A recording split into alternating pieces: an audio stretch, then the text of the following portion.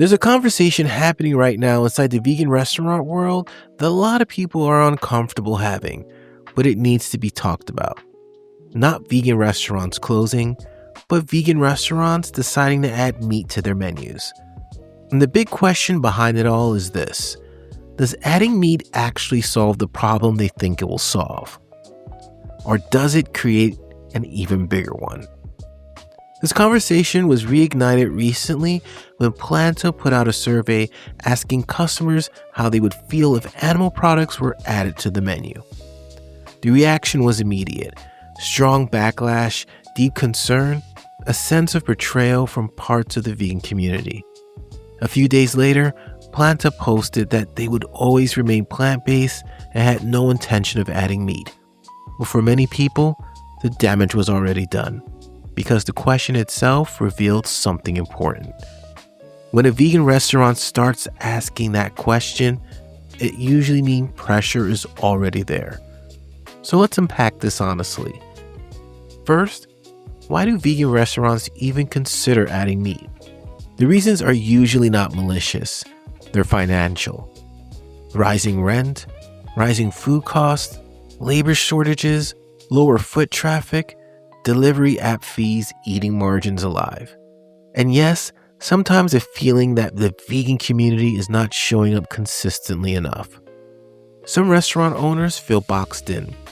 They start thinking, maybe if we add chicken or fish, we'll bring in a broader crowd.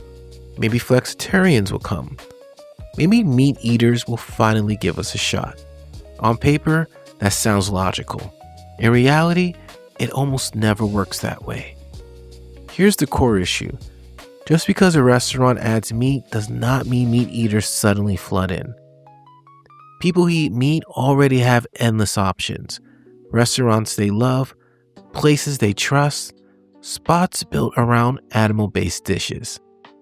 So why would they suddenly choose a restaurant that is still mostly plant-based just because one or two animal products were added?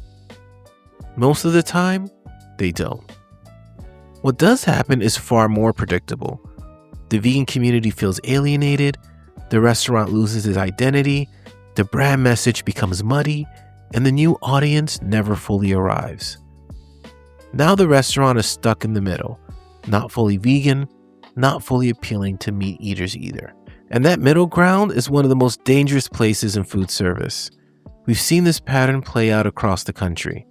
Vegan restaurants quietly add meat, they receive negative press or backlash from vegans who supported them early, their core base pulls back. And the new customers they were hoping for never replace that loss. In many cases, those restaurants close anyways, sometimes faster than before. And here's the part that rarely gets talked about. If adding meat actually worked consistently, we would have dozens of success stories by now. Clear examples where a vegan restaurant added animal products, stabilized financially, and thrived long term. But those examples are incredibly hard to find. What we do find are cautionary tales. Restaurants that lost trust, restaurants that lost community support, restaurants that tried to pivot instead of fixing deeper issues. Which brings us to the real question. Is the problem really that vegans are not coming in? Or is it something else? Because when we look closely, struggling vegan restaurants often share common challenges that have nothing to do with being vegan. Pricing not aligned with perceived value, menus that lack comfort food people crave, inconsistent hours, weak marketing, poor location strategy, underutilized delivery platforms, no community engagement beyond social posts. Adding meat does not fix any of those. It only changes the label. And this is where the ethical conversation enters. For many vegans, this is not just about food preference, it's about values.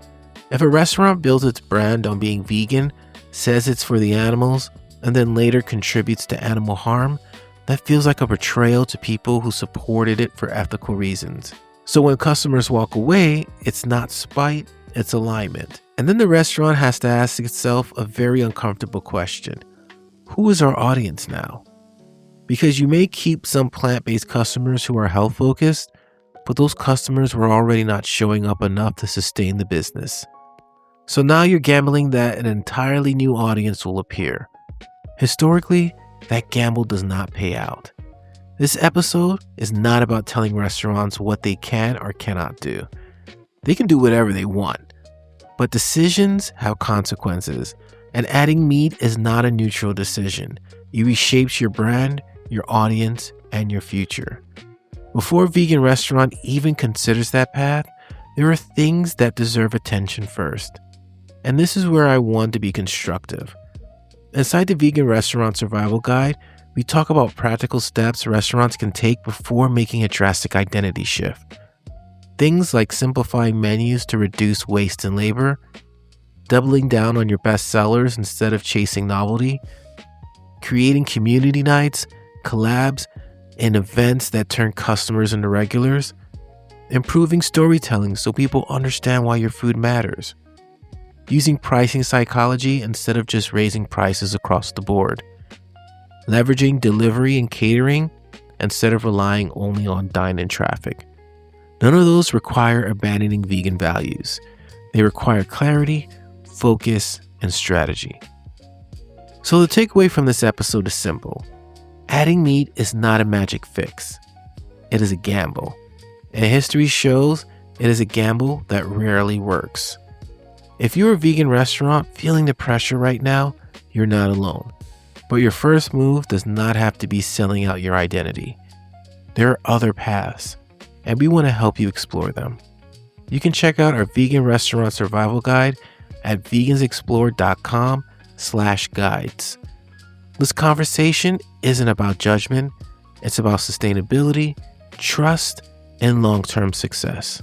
Because the goal isn't just to stay open this month, it's to build something that lasts. I'm Sean A. Russell, founder of Vegans Explore, and if you enjoyed this episode, check out all of our other episodes by going to vegansexplore.com/podcast and leave a review and subscribe wherever you listen to your favorite shows. And as always, we are a daily podcast, so we'll see you tomorrow.